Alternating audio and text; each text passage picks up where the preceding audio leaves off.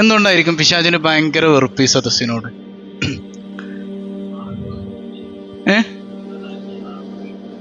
രണ്ട് ഉത്തരം വന്നു. എങ്ങനെ? മലക്കുകള് എല്ലായിടത്തും ഉണ്ടാവും.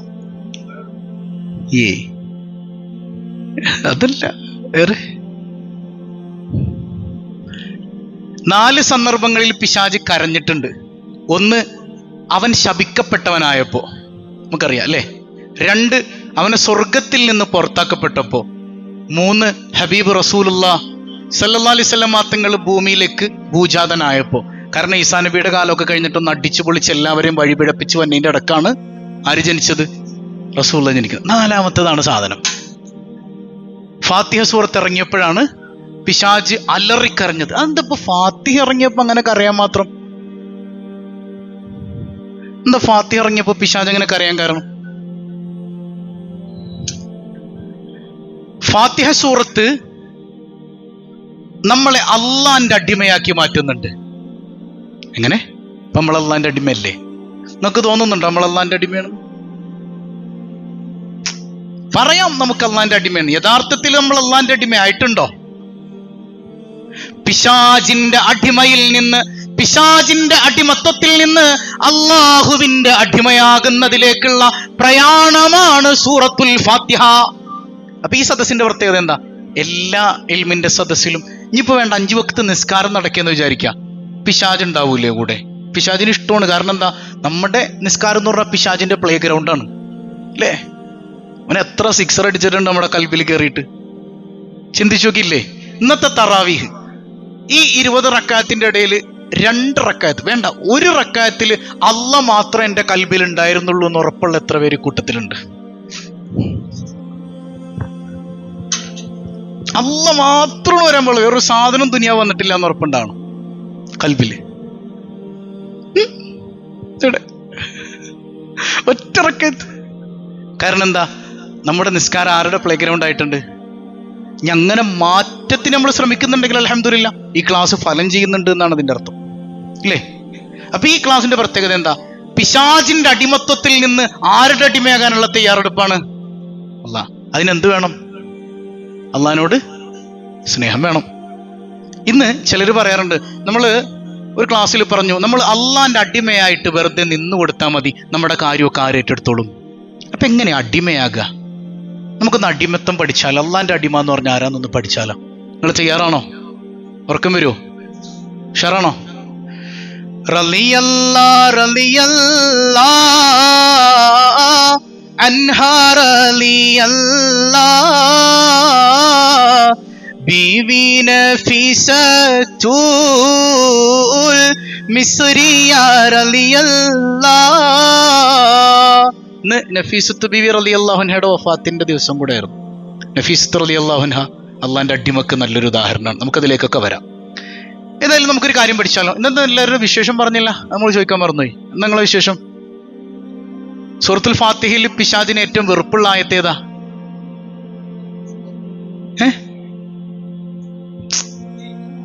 അൽഹംദുലില്ലാഹി റബ്ബിൽ ആലമീന. കാരണം എന്താ? നമ്മുടെ എല്ലാ ഈഗോയും തകർത്ത് കളയുന്ന ഒരു ആയത്താണ് ഏത്? അൽഹംദുലില്ലാഹി റബ്ബിൽ ആലമീൻ എന്ന് പറഞ്ഞാല് എനിക്കൊരു സ്തുതിയില്ല, ഞാനൊന്നുമല്ല, എനിക്കെന്തെങ്കിലും ഉണ്ടെങ്കിൽ തന്നെ അത് എന്റേതല്ല, ആരുടേത് മാത്രമാണ്. ഇത് പിശാചിന് ഏറ്റവും കൂടുതൽ ഇടങ്ങേറുണ്ടാക്കുന്ന ആയത്താണ്. ഇരിക്കട്ടെ. അതായത് ഉബൂദിയ്യത്ത് എന്ന് കേട്ടിട്ടുണ്ടോ നിങ്ങൾ? ഉബൂദിയ്യത്ത് എന്നൊരു പഠന ക്ലാസ്സാണ്, ശരിക്കും പഠിക്കണം. ഇത് കഴിയുമ്പോഴത്തേക്ക് നമ്മൾ അള്ളാന്റെ അടിമയാകണം. ആവൂലേ? അല്ലാഹു തൗഫീഖ് ചെയ്യട്ടെ. നമ്മൾ ജീവിതത്തിൽ വിജയിക്കണമെങ്കിൽ 2 സാധനം വേണം. എത്ര എണ്ണം വേണം? 1 ഇബാദത്താണ്. എന്താണ്? ഉറക്കെ പറഞ്ഞേ. 2 ഉബൂദിയ്യത്താണ്. എന്താണ്? കേട്ടിട്ടുണ്ടോ അങ്ങനെ ഒരു സാധനം? ഉബൂദിയ്യത്ത്. ഇബാദത്ത് നമ്മൾ കേട്ടിട്ടുണ്ട് അല്ലേ? എന്താണ് ഇബാദത്ത് എന്ന് പറഞ്ഞാല്? ഇബാദത്ത് ഇപ്പൊ നമ്മൾ നിസ്കരിച്ച നിസ്കാരം ആണോ? ഇബാദത്ത് എന്ന് പറഞ്ഞാല് ഫിഅലു മാ യർലാ ബിഹി റബ്ബു, പടച്ചോന് തൃപ്തിയുള്ള കർമ്മങ്ങളാണ് ഇബാദത്ത്. അപ്പൊ ചിന്തിച്ചാൽ മതി, കർമ്മത്തിന്റെ വലിപ്പത്തിലോ വണ്ണത്തിലോ ഒന്നുമല്ല. അള്ളാഹ്ക്ക് ഇഷ്ടമുള്ള ഏത് കർമ്മം എന്താണ്? ഉറപ്പിച്ചു പറയാൻ പറ്റും നമ്മുടെ ഈ നിസ്കാരം ഇബാദത്തായിരുന്നു എന്ന്? ആയിരുന്നോ?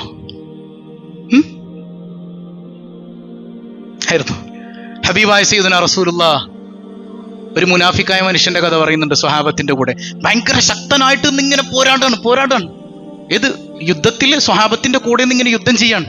പെട്ടെന്ന് ഒരൊറ്റ വെട്ടിനങ്ങ് മുറിഞ്ഞുപോയി, ശത്രുക്കളാൽ കൊല ചെയ്യപ്പെട്ടു. അപ്പൊ സ്വഹാബത്തിന്റെ നബിയെ ഇതേ കണ്ടില്ലേ, ഷഹീദായി പോയി. എന്തൊരു പോരാട്ട വീര്യമായിരുന്നു. അവൻ നരകത്തിലാണ് സ്വഹാബ സയ്യിദുനാ റസൂലുള്ളാഹ്. അതെന്താ നബി അങ്ങനെ പറയണേ? അവനാ യുദ്ധം ചെയ്യാൻ വന്നത് നാട്ടുകാരെ കാണിക്കാനാണ്, ഞാൻ വലിയ വീരനാണെന്ന് കാണിക്കാനാണ്. അവൻ നരകത്തിലാണ്, അവൻ അള്ളാഹ്ക്ക് ഇബാദത്ത് ചെയ്തവനല്ല സയ്യിദുനാ റസൂലുള്ളാഹ്. അങ്ങനെ നോക്കുമ്പോ ചിന്തിച്ച്, ഇപ്പൊ നിസ്കരിച്ച നിസ്കാരം അള്ളാഹ്ക്കുള്ള ഇബാദത്തായിരുന്നോ? പിന്നൊരു പ്രതീക്ഷയാണ്, അള്ളാഹ് ആരാ? കാരുണ്യവാനല്ലേ, അള്ളാഹു സ്വീകരിക്കട്ടെ. ഇനി ചെറിയൊരു അമൽ നോക്കിയേ. സ്വഹീഹുൽ ബുഖാരിയിൽ ഒരു ഹദീസില്ലേ, ഒരു വേശ്യയായ പെണ്ണ് ബനി ഇസ്രായേലിലെ, അവള് തന്റെ വേശ്യാവൃത്തിയൊക്കെ കഴിഞ്ഞിട്ട് മരുഭൂമിയിലൂടെ ഇങ്ങനെ നടന്നു വരുമ്പോ ഒരു നായ ഒരു കിണറിന്റെ അരികിൽ വിശന്ന് ദാഹിച്ച് കിടപ്പുണ്ട്. അറിയാലോ നമുക്ക് ചരിത്രം അല്ലേ? അതിനിറങ്ങി കുടിക്കാൻ പറ്റൂല, നല്ല ആഴമുള്ള കിണറാണ്. അവള് അവിടെ വെച്ച് അവളുടെ വസ്ത്രം മുഴുവൻ ഇങ്ങനെ അഴിച്ചു. നേരത്തെ അവൾ വസ്ത്രം അഴിച്ചിരുന്നു. എന്തിനാ? അത് അള്ളാഹ്ക്ക് ഇഷ്ടമല്ലാത്ത പ്രവൃത്തി ചെയ്യാൻ വേണ്ടിയിട്ടാണ്, ഇല്ലേ? ഇപ്പൊ അവൾ ഒന്നും കൂടെ അവളുടെ വസ്ത്രം അഴിച്ചിട്ട് ആ വസ്ത്രത്തിന്റെ ചുവട്ടില് അവളുടെ ഹുഫ, കാലിലിടുന്ന ഒരു തരം സോക്സാണ്, ആ ഹുഫ അഴിച്ച് കെട്ടിയിട്ട് ആ കിണറ്റിൽ നിന്ന് വെള്ളം കോരിയെടുത്ത് ആ നായക്കങ്ങ് കൊടുത്തപ്പോ ഹബീബായ തങ്ങൾ പറയാ, ഫഗഫറല്ലാഹു ലഹാ, അവൾക്ക് അല്ലാഹ് മുഴുവൻ പാപവും പുറത്തു കൊടുത്തു, അവളെ അല്ലാഹ് സ്വർഗത്തിൽ പ്രവേശിപ്പിച്ചു സയ്യിദുനാ റസൂലുള്ളാഹ്. അപ്പൊ ഇബാദത്ത് എന്ന് പറഞ്ഞാല് ഫിഅലു മാ യർളാ ബിഹിർ റബ്ബു, പടച്ചോന് ഇഷ്ടമുള്ള പ്രവർത്തനങ്ങൾ ചെയ്യലാണ്, അള്ളാഹ്ക്ക് തൃപ്തിയുള്ള പ്രവർത്തനങ്ങൾ ചെയ്യലാണ് എന്ത്? ഇബാദത്ത്. അപ്പൊ എന്ത് പ്രവർത്തനവും ആർക്ക് ഇഷ്ടമുള്ളതായാലും അത് ഇബാദത്താവുള്ളൂ. ഇനി അത് ഞാൻ സിമ്പിളായിട്ട് മുമ്പ് നിങ്ങളോട് പറഞ്ഞു തന്നിട്ടില്ലേ? അപ്പൊ നമുക്ക് ബിരിയാണി ഭയങ്കര ഇഷ്ടമാണ് അല്ലേ?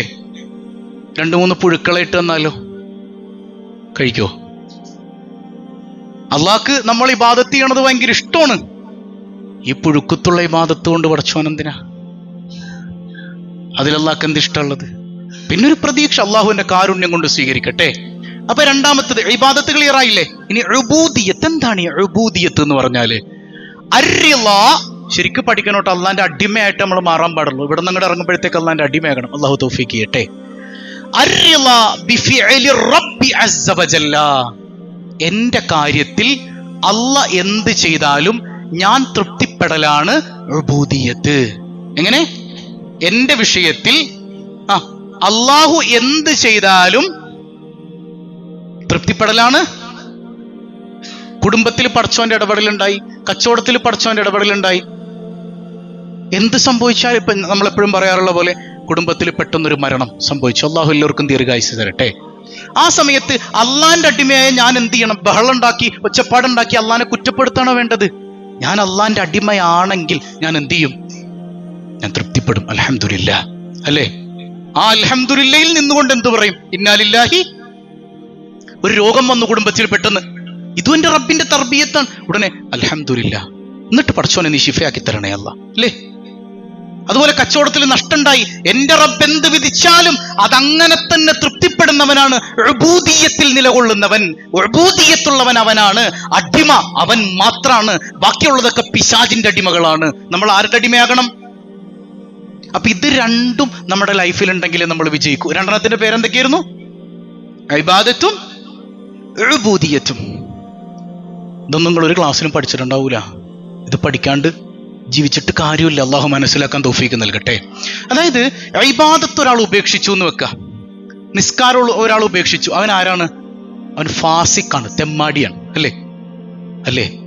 നാളെ പടച്ചോന് വേണമെങ്കിൽ അവനെ പുറത്തു കൊടുക്കാം, അത് അള്ളാന്റെ കയ്യിലുള്ള കാര്യമാണ്. എന്നാൽ ഉബൂദിയത്ത് ഒരാൾ ഉപേക്ഷിച്ചാൽ കാഫിറാണ്.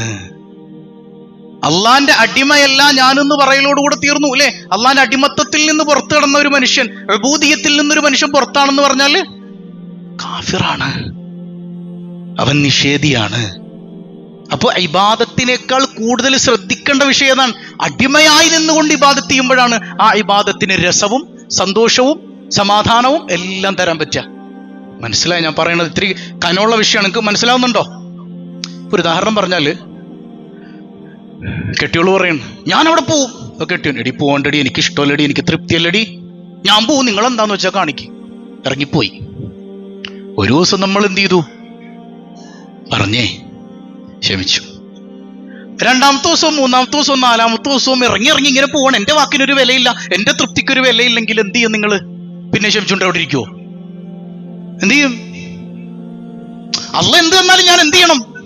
അവൻ എന്റെ ഉടമയാണ്, ഞാൻ അവന്റെ അടിമയാണ്. പിന്നെ അവളെ വെച്ചുകൊണ്ടിരുന്നു കഴിഞ്ഞാൽ നമ്മൾ എന്തിനുള്ള? ഞാൻ പറയണ ഒരു സാധനം അനുസരിക്കൂല, തോന്നുന്നിടത്തൊക്കെ ഇറങ്ങിപ്പോവും, എന്നോടൊരു വാക്ക് പറയില്ല, എന്നെ ധിക്കരിക്കുകയാണെങ്കിൽ പിന്നെ അതിനർത്ഥം പെണ്ണിനോടൊന്നും പറയണ്ടെന്നല്ല കേട്ടോ. ഹബീബായ സയ്യിദുനാ റസൂലുള്ളാഹ് എന്ത് കാര്യം ചെയ്യുമ്പോഴും അവിടുത്തെ പ്രിയ പത്നിമാരോട് ചർച്ച ചെയ്യും. തിരിച്ചും അങ്ങനെ തന്നെ. ആ പരിഗണന രണ്ടും അങ്ങോട്ടും ഇങ്ങോട്ടും ഉണ്ടായിരുന്നു സയ്യിദുനാ റസൂലുള്ളാഹ്. എന്നാലും അർരിജാലു ഖവ്വാമൂന അലന്നിസാ, ആ പെണ്ണിനെ പരിഗണിക്കേണ്ടത്, അവളുടെ കാര്യങ്ങൾ ഏറ്റെടുത്ത് നടത്തേണ്ടതെല്ലാം ആരാണ്? പുരുഷനാണ്. അതുകൊണ്ട് തന്നെ ആ പുരുഷനൊരു പ്രത്യേക പരിഗണന കൊടുത്തിട്ടുണ്ട്. അവൾ എന്ത് ചെയ്യണം? എല്ലാം അവനിലോട് അവന്റെ തൃപ്തിക്ക് അനുസൃതമായി അവൾ ജീവിക്കണം, അല്ലേ? തിരിച്ചും അവളുടെ തൃപ്തിയും വേണം. ഷക്കീഖുൽ ബൽഖി റളിയല്ലാഹു അൻഹു പറയണില്ലേ, മോളെ നിന്റെ തൃപ്തി ഇല്ലെങ്കിൽ എനിക്ക് പടച്ചോൻ സ്വർഗം തരൂല കേട്ടോ. അപ്പൊ രണ്ടുപേരുടെയും തൃപ്തി ഇമ്പോർട്ടന്റ് ആണ്. അപ്പൊ അള്ളാഹുവിന്റെ തൃപ്തി, അള്ളാഹുവിന്റെ വിധി എങ്ങനെയാണെങ്കിലും അത് തൃപ്തിപ്പെട്ട് നിൽക്കുന്ന ഇടമാണേത്? ഉബൂദിയത്ത് എന്ന് പറഞ്ഞേ, ഉബൂദിയത്ത് എന്ന് പറയണത്. ഇനി അടിമ ആരാണ്? അബ്ദ്. ഇതേ വിഷയം തന്നെ ഇമാമുൽ ഗസ്സാലി റളിയല്ലാഹു അൻഹു പറയുന്നുണ്ട്. ഇച്ചിരി ബോറടിക്കണ്ടോ? ഇത് പഠിക്കണ്ടേ? ഇത് പഠിച്ചില്ലെങ്കിൽ പിന്നെ എന്തിനാ? അൽ അബ്ദു മയ്യൂസിറുല്ലാഹ് അലാ മാ അയ്യി ശൈഇൻ വയൂസിറു മാ ആസറഹുല്ലാഹ്. രണ്ട് കാര്യങ്ങളാണ് അടിമ. അടിമ എന്ന് പറഞ്ഞാല് മറ്റെന്തിനേക്കാളും അള്ളാനെ തെരഞ്ഞെടുക്കുന്നവനാണ്. എന്താണ് അടിമ എന്ന് പറഞ്ഞ ആരാണ്? മറ്റെന്തിനേക്കാളും, ഒന്ന് പറഞ്ഞേ, മറ്റെന്തിനേക്കാളും, കച്ചവടത്തെക്കാളും, കുടുംബത്തെക്കാളും, പണത്തേക്കാൾ, ജീവനേക്കാൾ ഇവനാണ് ആര്? അടിമ. മാത്രല്ല വയൂസിറുമാ ആസറഹുല്ലാഹ്, അള്ളാഹു എനിക്ക് വേണ്ടി എന്താണോ സെലക്ട് ചെയ്തത് അതിൽ തൃപ്തിപ്പെട്ട് നിൽക്കുന്നവനുമാണ് അടിമ. അള്ളാഹിനേക്കാൾ എല്ലാത്തിനേക്കാളും ആരെ സെലക്ട് ചെയ്യണം? അള്ളാഹിനെ സെലക്ട് ചെയ്യുന്നവനാണ് അടിമ. അതേപോലെ അള്ളാഹ് എനിക്ക് വേണ്ടി എന്താണോ തിരഞ്ഞെടുത്തത് അതിൽ ഉറച്ചു നിൽക്കുന്നവനുമാണ്.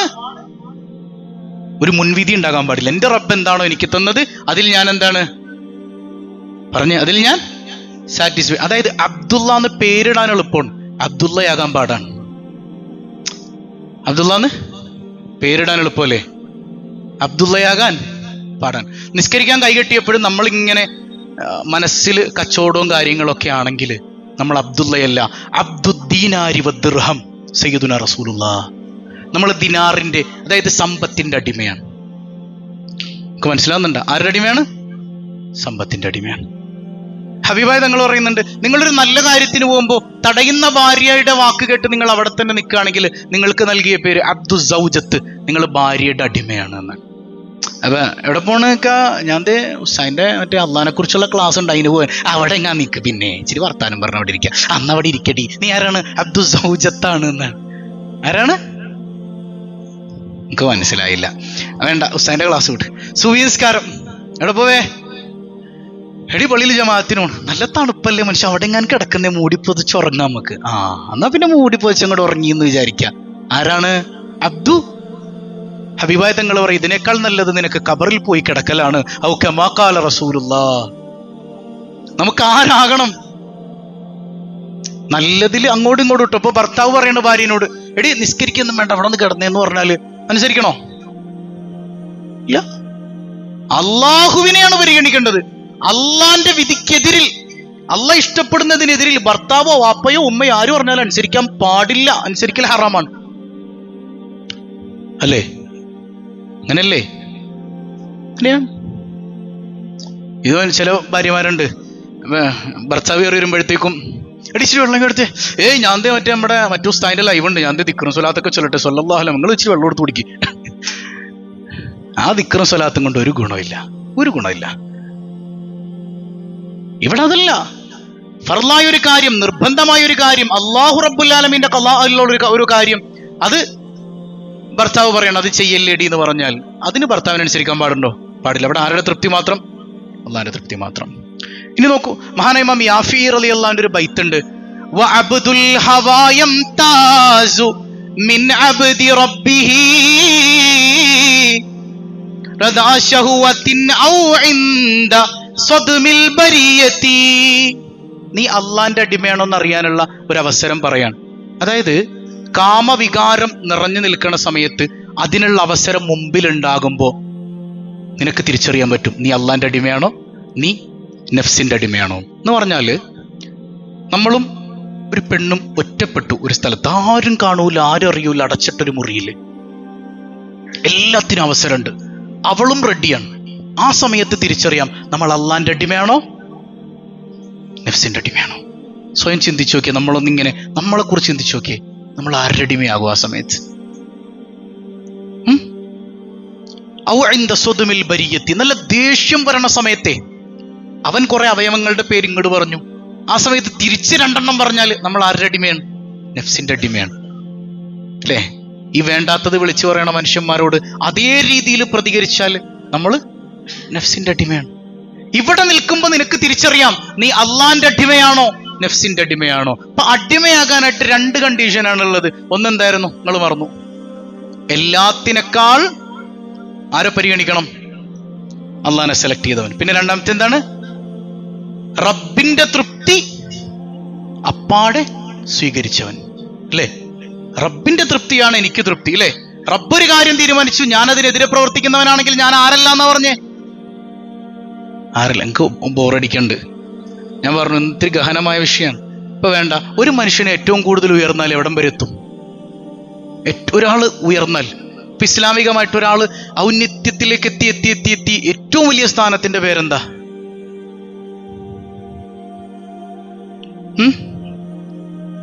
ഏറ്റവും വലിയ സ്ഥാനത്തിന്റെ പേര് ഔലിയാക്കൾ. അപ്പൊ മേലെ നബി ഇല്ലേ? ഒരു നബിയാകാൻ പറ്റൂല അല്ലെ? നബിയും റസൂലൊന്നും അല്ല. എന്തോ എല്ലാവരും പറയണെന്നാണ്. അല്ല അല്ല. ഒരു മനുഷ്യൻ ഏറ്റവും കൂടുതൽ ഉയർന്നാലെത്തുന്ന സ്ഥാനം അത് ഉബൂദിയത്താണ്. ഹബീബായ സയ്യിദുനാ റസൂലുള്ളാഹി സ്വല്ലല്ലാഹു അലൈഹി വസല്ലം തങ്ങൾ പറയുന്നുണ്ട്, അന സയ്യിദു വുൽദി ആദം, ആദം മക്കളുടെ മുഴുവൻ നേതാവ് ഞാനാണ്. സ്വർഗത്തിന്റെ വട്ടക്കണ്ണി ആദ്യം പിടിക്കുന്നത് ഞാനാണ്, ആദ്യം ശുപാർശ ചെയ്യുന്നത് ഞാനാണ്. ഇതൊക്കെ പറഞ്ഞ മുഹമ്മദുർ റസൂലുള്ളാഹ്, ഈ മുത്തുനബിയെ അല്ല എവിടെയെങ്കിലും ഖുർആനിൽ യാ മുഹമ്മദ് എന്ന് വിളിച്ചിട്ടുണ്ടോ? ഉണ്ടോ? മുഹമ്മദ് എന്ന് വിളിച്ചിട്ടുണ്ടോ? സല്ലല്ലാഹു ഇല്ല. എങ്ങനെയൊക്കെ വിളിച്ചത്? യാ അയ്യുഹൻ നബിയു അല്ലേ? യാ അയ്യുഹൽ മുദ്ദസ്സിർ, യാ അയ്യുഹൽ മുസമ്മിൽ, അങ്ങനെയൊക്കെയാണ് വിളിച്ചിട്ടുള്ളത്. അങ്ങനെയുള്ള റബ്ബ് മുത്തുനബിയോട് വല്ലാതെ സ്നേഹം കൂടുമ്പോ വിളിച്ചത് മുഹമ്മദ് നബിയേ, എന്റെ റസൂലേ. അങ്ങനെയൊന്നുമല്ല, എന്റെ അടിമയേ. ആ അബ്ദിയത്തിൽ നിന്ന്, ആ ഉബൂദിയത്തിൽ നിന്നാണ് റസൂലും നബിയും വലിയും ഒക്കെ ഉണ്ടാകുന്നത്. ഖുർആനിൽ ആയത്തില്ലേ, അൽഹംദുലില്ലാഹില്ലദീ അൻസല അലാ അബ്ദിഹിൽ കിതാബ്. അല്ലാഹ് ഖുർആൻ മുത്തുനബിക്ക് കൊടുത്തു എന്ന് പറയുമ്പോ, എന്റെ കലാമ് എന്റെ ഹബീബിലേക്ക് കൊടുത്തു എന്ന് പറയുമ്പോ അവിടെ അല്ലാഹ് ഹബീബിനെ ഉപയോഗിച്ച വാക്കെങ്ങനെ? അലാ അബ്ദിഹി, എന്റെ അടിമക്ക്. ഇപ്പൊ മിഅറാജിന്റെ രാത്രി, ഇസ്രാ മിഅറാജിന്റെ രാത്രി അള്ളാഹുവിങ്കലേക്ക് മുത്തുനബിയെ കൊണ്ടുപോയില്ലേ? അവിടെ അല്ലാഹ് പ്രയോഗിച്ചത് എന്താണ്? സുബ്ഹാനല്ലദീ അസ്റാ ബിഅബ്ദിഹി ലൈലാ. അവിടെയും അബ്ദ്, എന്റെ അടിമയെ. ഫഔഹാ ഇലാ അബ്ദിഹി മാ ഔഹാ. മിഅറാജിന്റെ രാത്രിയിൽ എന്റെ അടിമക്ക് എന്തൊക്കെ വേണം അതൊക്കെ ഞാൻ കൊടുത്തു എന്ന് അല്ലാഹു റബ്ബുൽ ആലമീൻ. അടിമ, അള്ളാന്റെ അടിമയാകൽ. ഇപ്പൊ ഹബീബായ തങ്ങൾ, എല്ലാ നബിമാരും അവരെ കുറിച്ച് പറയുമ്പോ പറയാൻ അഭിമാനത്തോടെ ഇഷ്ടപ്പെട്ടൊരു വാക്കുണ്ട്. അതെന്താണെന്നറിയോ? മുഹമ്മദൻ അബ്ദുഹു വ റസൂലു. ആദ്യം പറഞ്ഞത് റസൂലാണെന്നല്ല, അള്ളാന്റെ അടിമയാണ്. അഭിമാനമാണ് ഞാൻ റബ്ബിന്റെ അടിമയാണെന്ന് പറയുമ്പോ.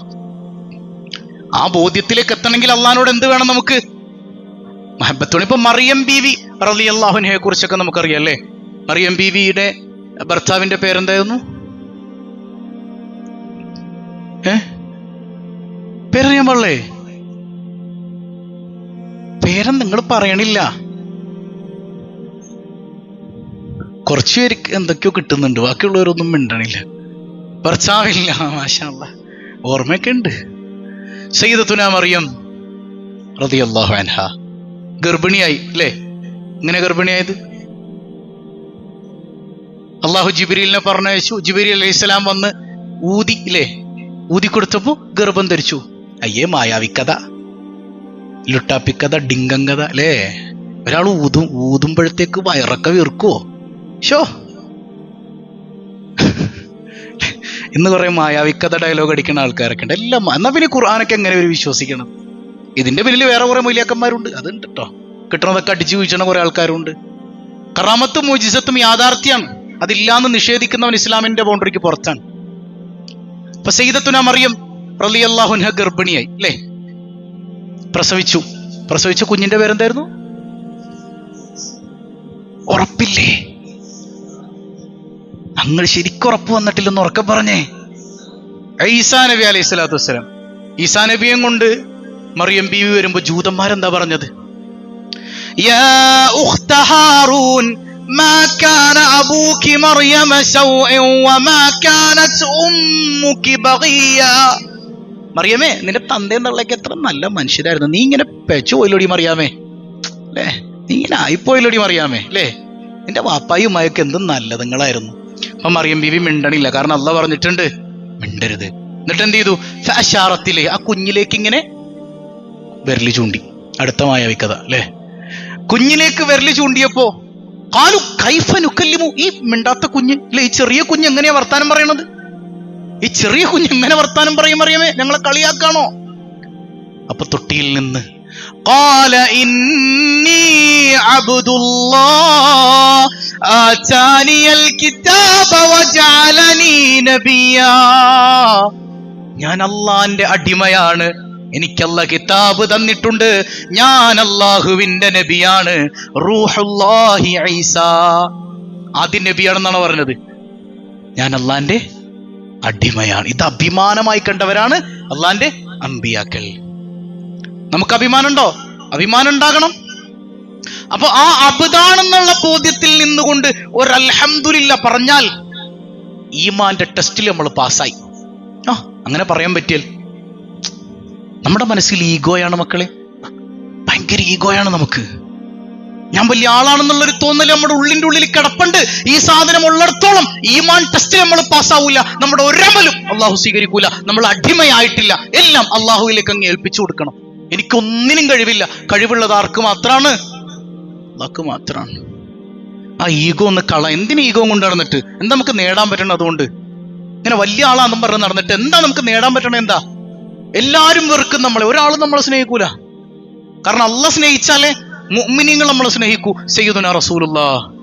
ഈമാനുള്ളവരൊക്കെ വെറുത്തിട്ടൊരു ജീവിതം നമുക്ക് എന്തിനാ അങ്ങനെ ഒരു ജീവിതം? ഈമാനുള്ളവർക്കൊക്കെ നമ്മളോട് വെറുപ്പാണ്, പിന്നെ അങ്ങനെ ഒരു ജീവിതത്തിന്റെ ആവശ്യമുണ്ടോ?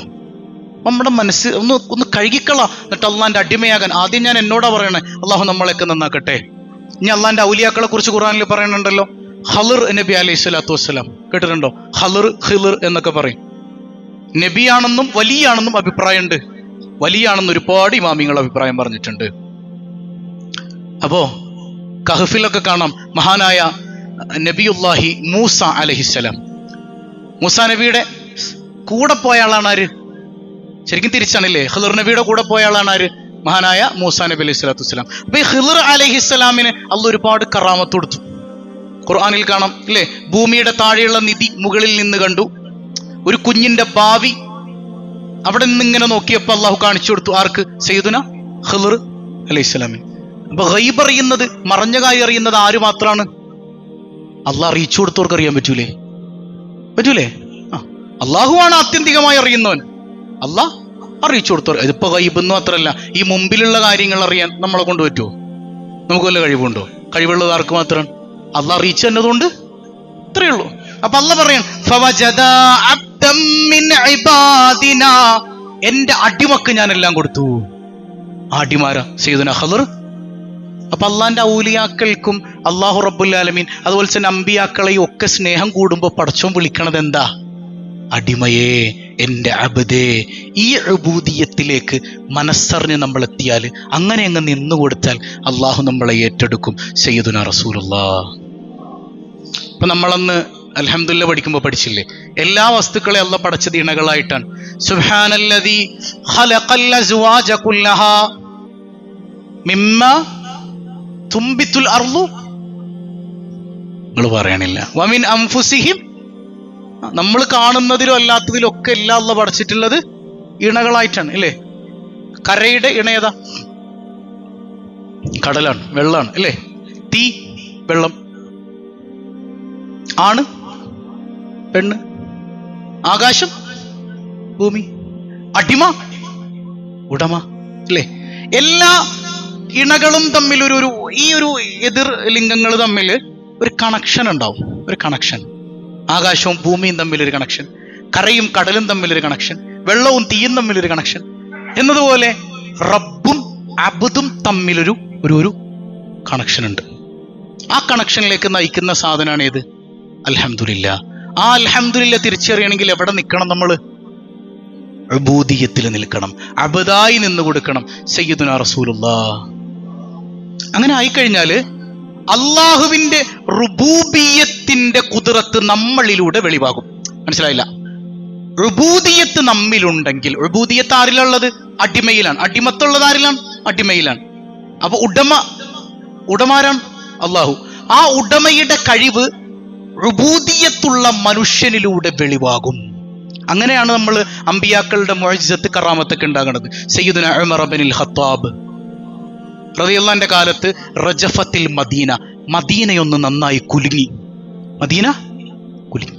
ഒരു ചാട്ടവാർ എടുത്തിട്ട് ഫളറബത്തില്ലർദ്, ഭൂമിക്ക് ഒരറ്റടി അങ്ങ് കൊടുത്തു. ആര്?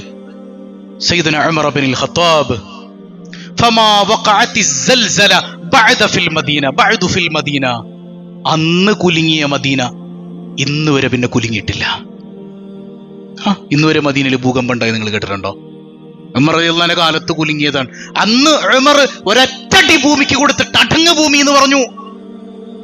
ഉമർ ആരാ? അള്ളാന്റെ ഉബൂദിയത്ത് തിരിച്ചറിഞ്ഞ അടിമയായിരുന്നു സയ്യിദുനാ ഉമർ ഇബ്നുൽ ഖത്താബ്. ആ അടിമയിലൂടെ അള്ളാഹുവിന്റെ റുബൂബിയത്തിന്റെ കുദ്റത്ത് വെളിവായപ്പോ ഉമർ പറഞ്ഞത് അപ്പാടെ അള്ളാഹു അങ്ങ് സാക്ഷാത്കരിച്ചു കൊടുത്തു. അടങ്ങിയ ഭൂമി ഇന്ന് വരെ പിന്നെ മദീന കുലുങ്ങിയിട്ടില്ല. സയ്യിദുനാ ഉമർ ഇബ്നുൽ ഖത്താബ് റളിയല്ലാഹു അൻഹു. അപ്പൊ നമ്മള് ഉബൂദിയത്തിൽ ഉറച്ചു നിന്നാൽ നമ്മുടെ കാര്യങ്ങൾ ആരേറ്റെടുക്കും? എന്താ നിങ്ങൾക്ക് മനസ്സിലായത്? അതായത് അല്ലാഹു റബ്ബുൽ ആലമീനെ കുറിച്ച് മഹത്തുക്കൾ പറയുന്നുണ്ട്, നമ്മള് ഉബൂദിയത്തിൽ ഉറച്ചു നിന്നാല് അള്ളാഹ് എന്ത് പറയും?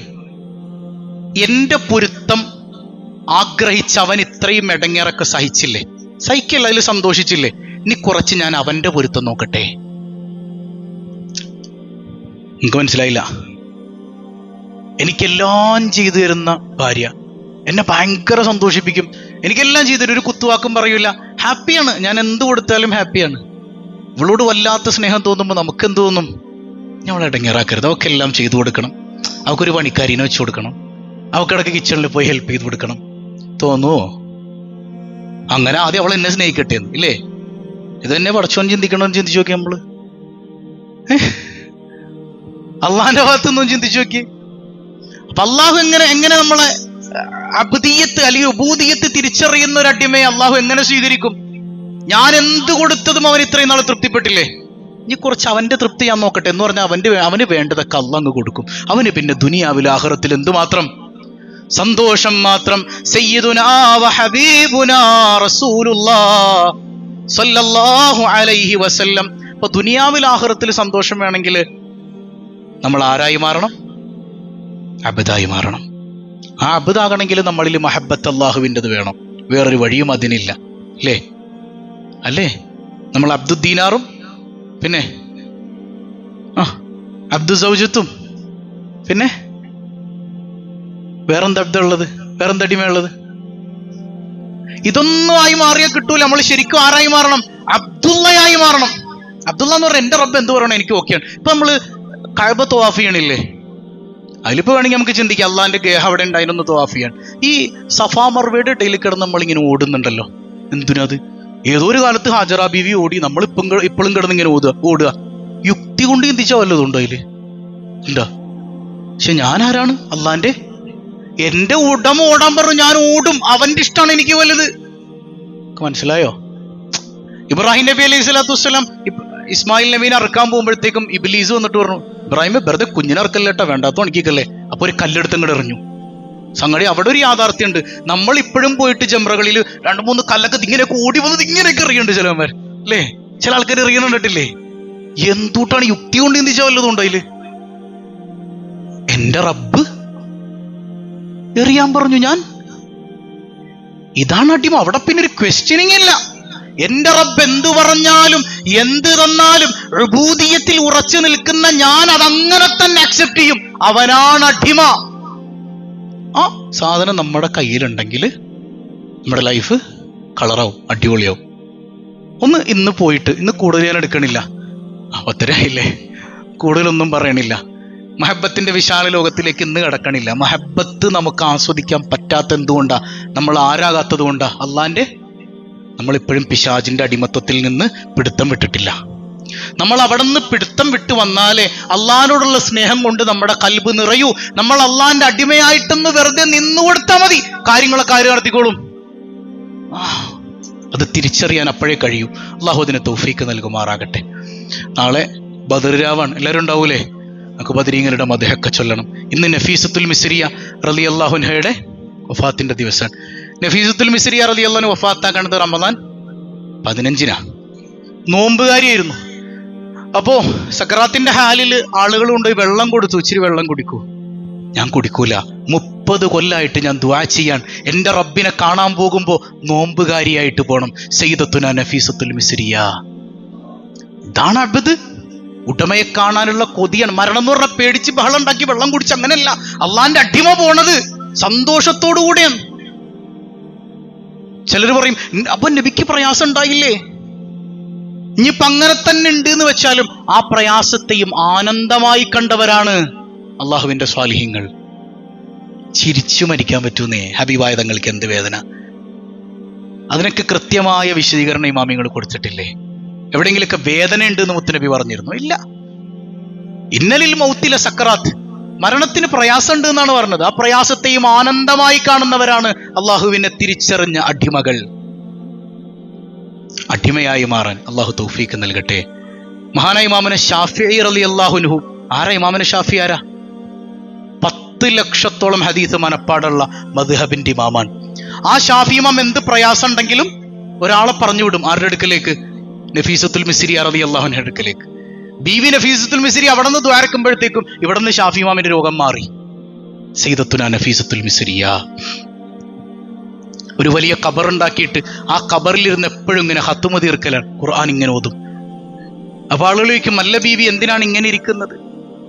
ദുനിയാവിലെ വീട് മാത്രം കളറാക്കിയ പോരല്ലോ, ഞാൻ കിടക്കുന്ന വീടല്ലേ, ഇവിടെ ഒന്ന് കളറാക്കട്ടെ. സയ്യിദത്തുന നഫീസത്തുൽ മിസ്രിയ റളിയല്ലാഹു അൻഹ. വഫാത്തിന്റെ പ്രയാസം വന്നപ്പോ ഷാഫി ഇമാം ആളെ പറഞ്ഞയച്ചു, ഒന്ന് ദ്വാരക്കണം. അപ്പൊ എപ്പോഴും അള്ളാഹു ശിഫയാക്കട്ടെ എന്ന് പറയണ ബീവി പറഞ്ഞു, അള്ളാഹിനെ കണ്ടുമുട്ടുമ്പോ പടച്ചോൻ സന്തോഷം തരട്ടെ. അപ്പൊ ഷാഫി ഇമാമിന് മനസ്സിലായി, ഇനി വഫാത്താണ്. സയ്യിദത്തുന നഫീസത്തുൽ മിസ്രിയ അള്ളാന്റെ അടിമയായിരുന്നു. അവരൊക്കെയാണ് അള്ളാന്റെ അടിമകൾ. മദീനത്തേക്ക് പോകാൻ നിന്ന ബീവിനെ ഈജിപ്തുകാര് രാജാവടക്കം പിടിച്ചു നിർത്തിയതാണ് അവിടെ. നിങ്ങൾ പോകരുത്, അതായത് എനിക്ക് ഇബാദത്തിന് പറ്റണില്ല, എപ്പോഴും ആളുകൾ എന്നെ കാണാൻ വരികയാണ്. ഇനി ആളുകൾ അങ്ങനെ വരൂല, ദിവസത്തിൽ 2 ദിവസം അങ്ങേക്ക് വേണ്ടി നിശ്ചയിച്ചു തരാം, അപ്പൊ മാത്രമേ വരുള്ളൂ. അങ്ങ് മദീനത്തേക്ക് പോകരുത്. ഇന്നും ഈജിപ്തിൽ പോയാൽ നഫീസത്തുൽ മിസ്രിയ റളിയല്ലാഹു അൻഹയുടെ മനോഹരമായ മഖാമൊക്കെ കാണാം. അള്ളാഹു സിയാറത്ത് ചെയ്യാനൊക്കെ നമുക്ക് തൗഫീക്ക് നൽകട്ടെ. ഒന്ന് പാടിയ നേരത്തെ പറഞ്ഞതുപോലെ,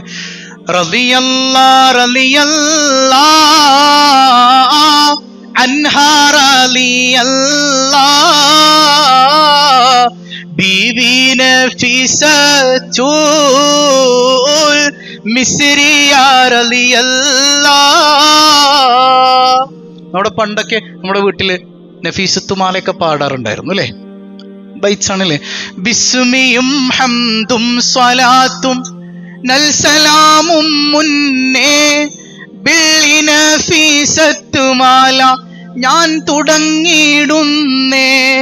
മുഷ്ഫിഉൻ മുഫല്ലലുൻ മുഖദ്ദമുൻ നൂറുല്ലാഹ് മൂസിലുൻ മുഹൈമിനുൻ മുബല്ലിഉൻ സഅദുല്ലാഹ് ലാ ഇലാഹ ഇല്ലല്ലാഹു ലാ ഇലാഹ ഇല്ലല്ലാഹ്.